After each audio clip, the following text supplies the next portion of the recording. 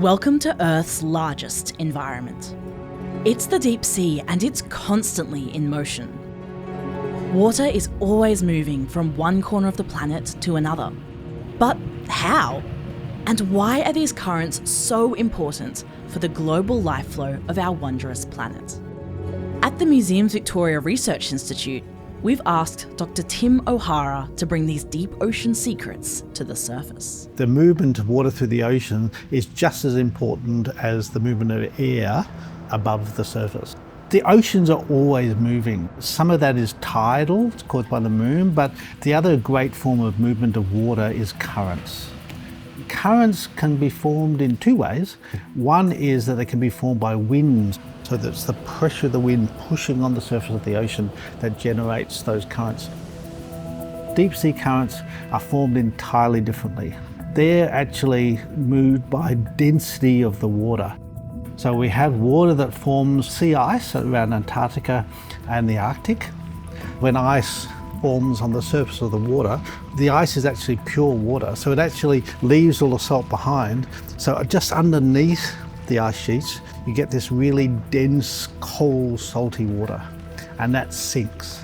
Technically, we know that as downwelling. It actually just oozes off the ice shelves and then starts to sink, going over shallow water and going down the continental margins right down to the deepest ocean. So now we're talking 4 to 5 kilometres deep, and from there it slowly percolates around the whole planet. So once the water actually gets to the bottom of the seafloor, it forms this gigantic ocean conveyor belt. They call it the global overturning circulation. There's this enormous planet-wide movement of cold, oxygen-rich water across the seafloors. If the water's formed off Antarctica, it moves in a northward way and goes all around the Pacific Ocean. So in the North Pacific Ocean, the deep sea currents gradually start shoaling, it's called, towards the surface. And then the return bit of that conveyor belt is actually at the surface. So from there, the North Pacific, they go through Indonesia, through the Indian Ocean, in the surface waters. The currents move incredibly slowly. I mean, the Earth is really big for starters. You know, it's tens of thousands of kilometres across. A droplet of water formed under the ice will take 1,000 years to move across all the oceans and arrive back to where it started from. The maps of the global circulation patterns are just a cartoon.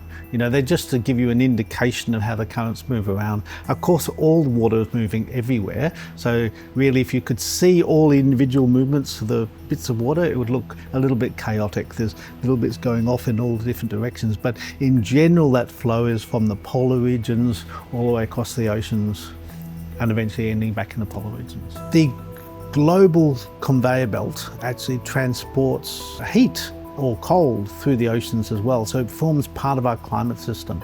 And it's really essential because it actually brings oxygen to the deepest layers of the ocean. Deep sea animals need oxygen, they're just like we do. Without that current, there would be no life on the seafloor. And also it actually moves larvae, it moves animals in themselves. They actually travel along with the current. They can actually use these currents to actually move to a different location and therefore migrate around the planet.